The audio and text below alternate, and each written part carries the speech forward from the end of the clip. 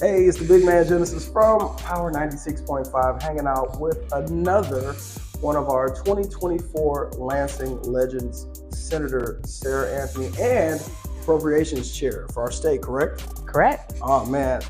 Thank you for hanging out with me today. Thank you for having me. Absolutely, absolutely. So being from Lansing, growing up, listening to Power 96.5, how does it feel to be nominated as a Lansing Legend?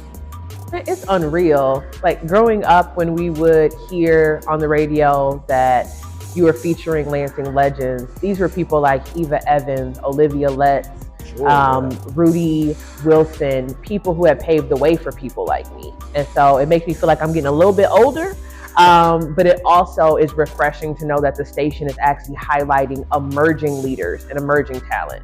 You don't have to be in your 80s in order to be making a difference. So I think it's a cool transition. Absolutely, absolutely. So a lot of times when I chat with people, we get to the point in the conversation about success and people that are successful having a routine.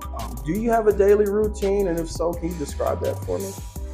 My routine fluctuates based on what the challenge is for the day. But there's a couple of pieces that are always a part of my day. Prayer and meditation is something that I never skip because it helps guide what I'm going to do for the whole day. After that, it's really up in the air. I try to read something for business as well as something that's going to enrich my personal life, and I always call my mama. There you go. There you go. Some of the most successful people go to bed really early.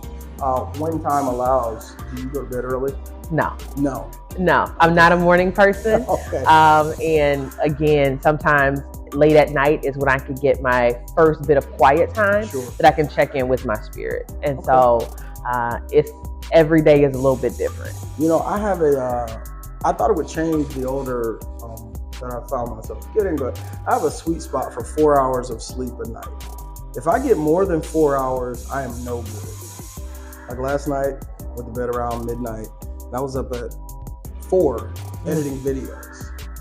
So. They do say that maximizing your morning is what a lot of successful people do. Yeah. I am not a morning person, but I try. And what I have found is that when I have 2 or 3 hours, you know, from 5 to 8 o'clock, that's the time that I'm uninterrupted. I can check in with myself. I can check in with my spirit. I can catch up on emails and do a lot of those readings. But you and I both need more sleep than what we get. This is very true.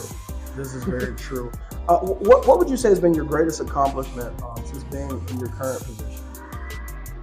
I think my greatest accomplishment has been paving the way for other leaders. Showing people that you don't have to look like what traditional leaders have been in their spaces. I love being a mentor because that's essentially how I became what I am today. And I love just pouring out to particularly young women and letting them know that they belong in every single space that they're in. So that's my biggest accomplishment. People will forget my bills and laws that we've passed. They'll forget the Crown Act or the budgets that we've passed.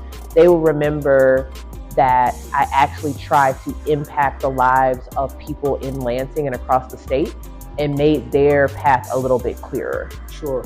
So you mentioned a couple things there, and if you will, for those that may be watching that aren't familiar with the Crown Act, can you expound on that a little bit? The Crown Act stands for creating a respectful and open world for natural hair.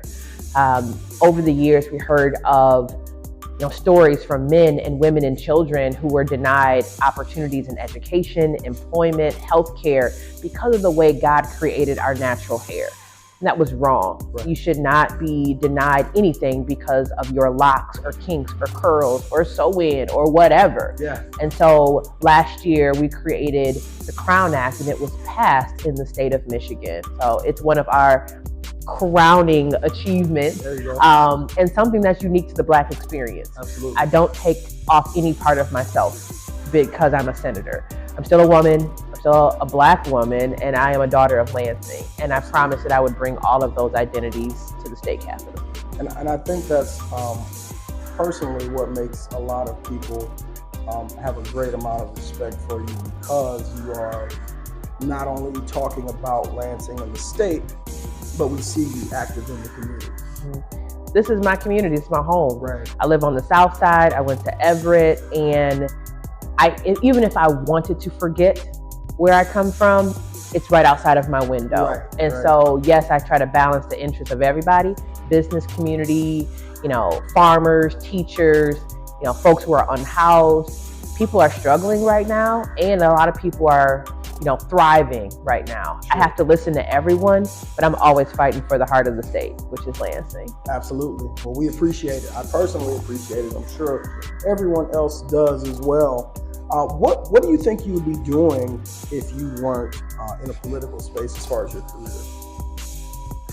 I don't know. Yeah. I have so many passion areas. Okay. In a former life, I was a dancer, a poet, so I've always been drawn to the arts. And even the things that I've tried to support in my professional journey have always led me to the arts. And so don't know what that would actually look like, and I can't be in politics forever. Right. But I'm just going to keep seeking God's guidance, and whatever that might look like, I hope that it would both fulfill my heart and my spirit and my pockets. Because absolutely. I am a believer that you can both do well and do good. Absolutely. So. Yeah, I 100% agree. I don't think that God has it for his people to be poor in a space of lack. That's right. That's right. So, what advice would you give your 18-year-old self about life, about love, about whatever advice you think is going to be beneficial? I would say to 18-year-old Sarah, who was being told that she was not college material, that she should try to find a local job trying to make ends meet, that I have to be as bold as possible for myself, that even in the absence of anyone cheering me on or giving me advice and guidance, that I had to step up to the plate for myself and be bold and unapologetically who I am, even when I don't know what that is quite yet. So, just be bold, be fearless. Yeah. That's good. Be bold and be fearless to 18-year-old Senator Anthony. Yeah. Well, Sarah at the time. Yeah. Thank you for hanging out with me, and congratulations on being a Lansing legend. I appreciate your time. Thank you.